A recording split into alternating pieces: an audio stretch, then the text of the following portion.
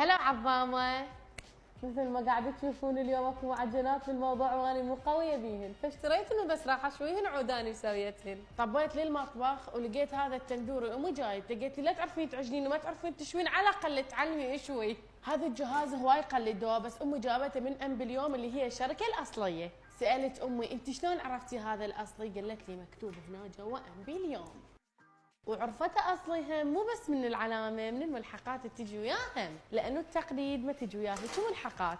هسه انتم عبالكم لما انا حاطه البيتزا هنا هي ما قاعد تستوي الا جوا، واكو فد ملاحظه انه هذا الجهاز السقف مالته هو اللي يشوي البيتزا من جوا مثل ما قاعد تشوفون هسه.